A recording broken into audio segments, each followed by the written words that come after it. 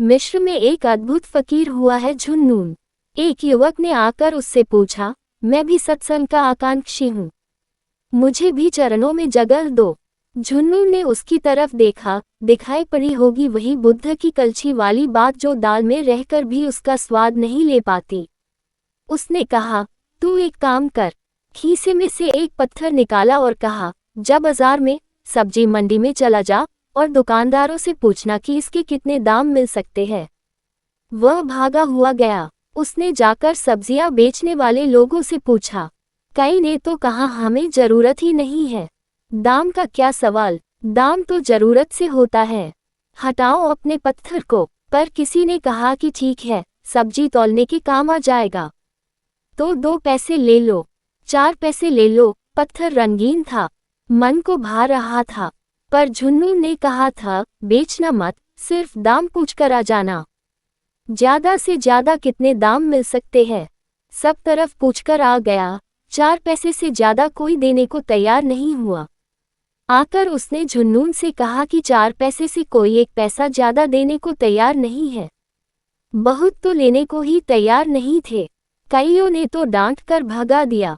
सुबह बोनी का वक्त है, आ गए पत्थर बेचने, चल भाग यहाँ से, हम ग्राहकों से बात कर रहे हैं, बीच में अपने पत्थर को उलझाए हुए हैं, अभी तो सांस लेने की भी फुर्सत नहीं है, शाम के वक्त आना, पर हमारे ये काम का ही नहीं है, मत आना। किसी ने उत्सुकता भी दिखाई तो इसलिए सब्जी तौलने के काम आ जाएगा, इसका बांट बना लेगा। एक आदमी तो ऐसा भी मिला कि काम को तो कोई नहीं है, पर दे जा, बच्चे खेल लेंगे, अब तुम ले आए हो तो चलो दे ही दो।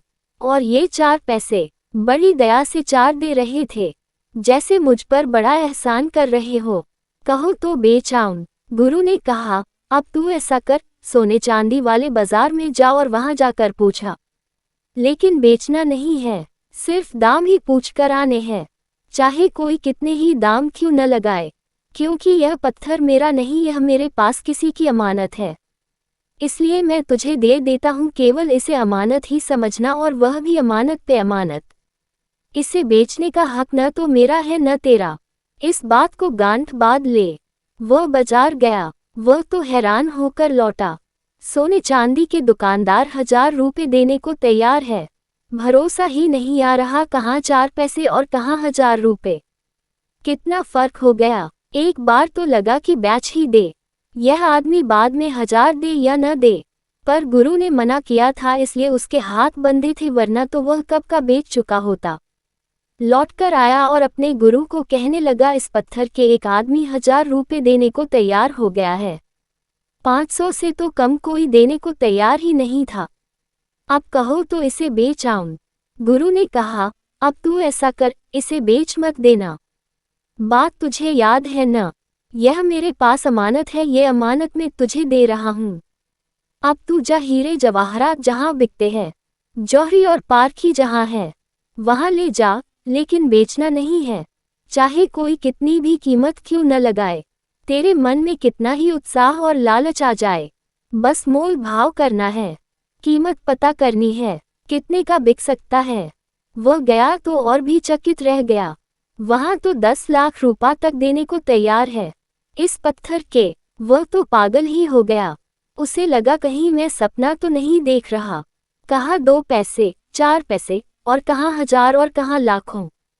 इस बार उससे नहीं रहा जा रहा था, मन कर रहा था इससे सुनहरी मौका फिर नहीं आएगा, इसे बेच ही दे। जल्दी जल्दी लौटकर अपने गुरु के पास आया, और गुरु ने उसका चेहरा देखते ही कहा, पत्थर कहाँ है, पहले वो दे। और पत्थर दे दिया। फिर पूछा, सब ठीक है? समझा, जो पत्थर तुझे दिया था उसकी कीमत देखी, अब अपनी और देख, सत्य का तू आकांक्षी है, इतने से ही सत्य नहीं मिलता, पारखी भी है या नहीं? नहीं है तो हम सत्य देंगे और तू 2 पैसे दाम बताएगा, शायद 2 पैसे का भी नहीं समझेगा, पारखी होना जरूरी है, पहले पारखी होकर आ। सत्य तो है, हम देने को भी तैयार है, लेकिन सिर्फ इतना तेरे कह देने से कि तू आकांक्षी है काफी नहीं होता, क्योंकि मैं देखता हूँ अकड़ तेरी भारी है, पैर भी तूने झुककर छुए हैं, शरीर तो झुका, तू नहीं झुका, छू लिए है उपचार वश, छूने चाहिए इसलिए, और लोग भी छू रहे हैं इसलिए झुकना ही तुझे नहीं आता। तो जिन हीरो की यहाँ चर्चा है वह तो झुकने से ही उनकी परख आती है। तो पहले झुकना सीख कर आ ओशो।